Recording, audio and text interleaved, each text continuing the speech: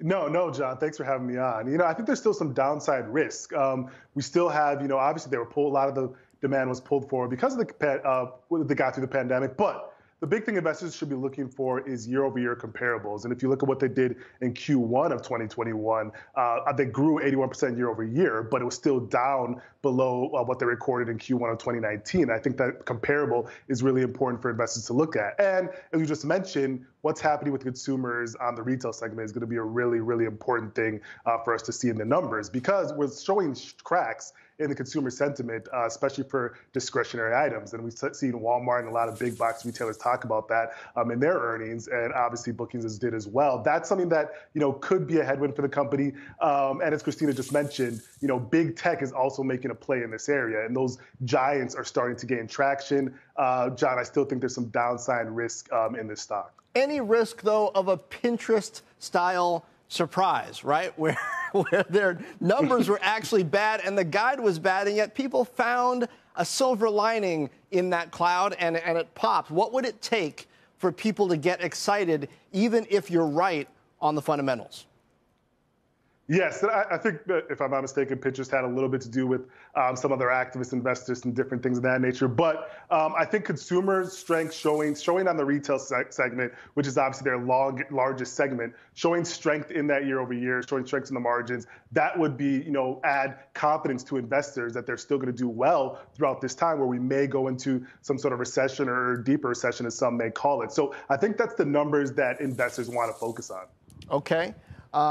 Well, we got to look forward to that. And mention, by the way, Squawk on the Street's going to have much more on the results with Expedia CEO Peter Kern tomorrow. First on CNBC interview live at 10 a.m. Eastern. Don't want to miss that.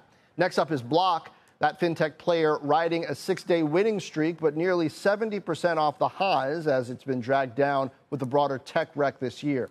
But results after the bell could give it a boost. Shares have climbed on 3 of its last 4 reports. Kate Rooney has the story on this one. Kate, the fintechs have been having a good string.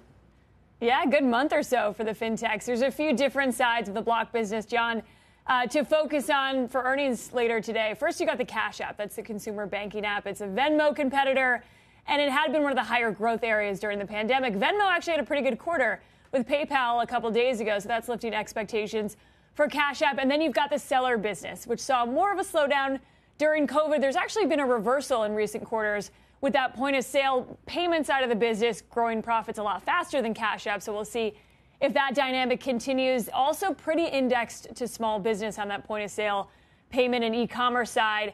And then for Cash App, way more indexed to consumer spending and just the growth area in general. So we'll see how user engagement looks. Some of that growth for Cash App could also give us a view into the U.S. economy. Block is very much still a U.S.-based company. And then you've got Afterpay. So this is the buy now, pay later business that Block bought. You've seen what's happened to Affirm stock this year. There's a lot of fear around buy now, pay later around the consumers, so watch delinquencies as well. And then finally, Bitcoin. Jack Dorsey's big focus when it comes to Block. Part of the reason they changed the name from Square to Block. The crypto affiliation, though, has actually been a negative for the stock when you talk to a lot of sort of mainstream Wall Street analysts. I know the crypto crowd tends to like it, but those on Wall Street really see it as something that's weighing on the stock. We'll see if they take an impairment charge, which is really just an accounting charge that says essentially if the price of Bitcoin goes below where they bought it, they've got to write it down during earnings. We'll see. Last quarter, part of the revenue miss was actually because of lower Bitcoin trading. We'll see how that weighs on results today. John. Yeah. Block in the blockchain, Meta in the metaverse. Those name changes didn't exactly come at a great time. Delano, this stock's Block, SQ, was at 79 a couple days ago. It's at 89 now. How good do the earnings have to be to feel good about this level? I think that has to be pretty good. This is a company that we've been holding, and obviously a lot of fintech companies have been hammered over the past, year to date. And I think, when you're looking at Block specifically, the big thing to focus on is obviously the crown jewel, which I think right now is Cash App. That's the side of the business that's been growing the most. Operational gross profits at $624 million in Q1, which was obviously 26% year-over-year growth. So I think that's the strong part of the business.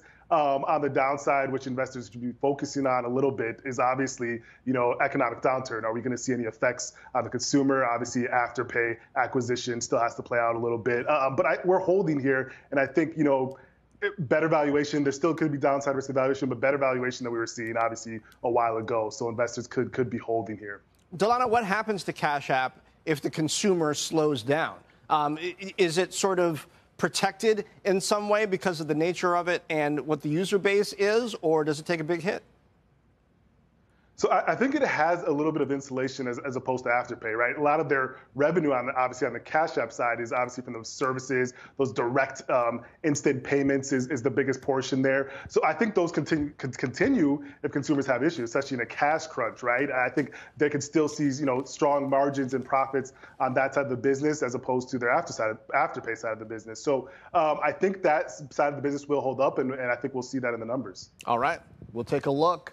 Our final name, DoorDash. Shares are higher into the print, but down 45% this year, despite dominating food delivery with nearly 60% of the U.S. market share. Also took a hit when Amazon announced Prime member benefits with rival Grubhub last month. CNBC tech correspondent Steve Kovac has the story here. Steve.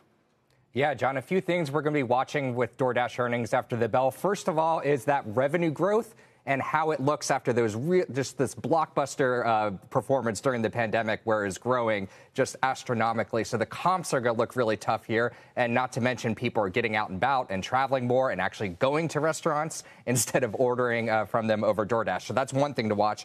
Another, growth in segments beyond that core restaurant delivery business. They're kind of diversifying now, John, in order to move beyond the restaurant business. So alcohol and grocery are becoming more and more important as people get out and about.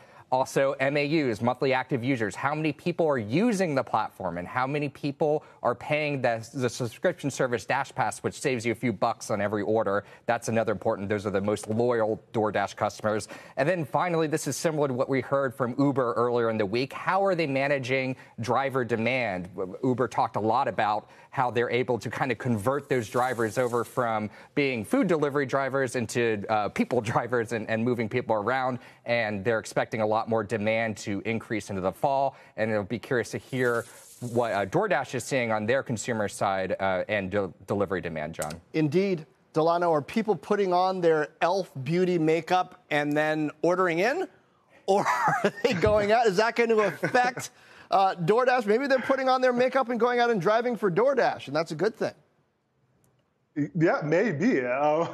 But whatever makeup they're putting on, I mean, DoorDash has been trying to kind of put makeup on the profits a little bit. And well, they did a great job with, increasing ordering volume and different things of that nature during lockdowns. But, the big thing that we focused on is the profitability, which has been still elusive for the business. Obviously, when they went from $8 billion to $24.7 billion in gross order volume, still weren't profitable. So that's one thing you have to look at. Obviously, in 2021, they lost about $441 million. So, the big thing now is, consumer, especially on the DoorDash side. More people are driving. They have that ability. They have to increase prices because of obviously the competition and margins and cost effects. So that's going to affect them. And then obviously on the consumer side, if we're looking at a place where more people are going out versus, staying in, and then obviously consumer thinking about if this is a discretionary item or a must-have, that could potentially have some headwind risks. Okay, not excited about this one. We'll see if it's tasty or not. Thank you, Steve Kovac, Delano Sapporo.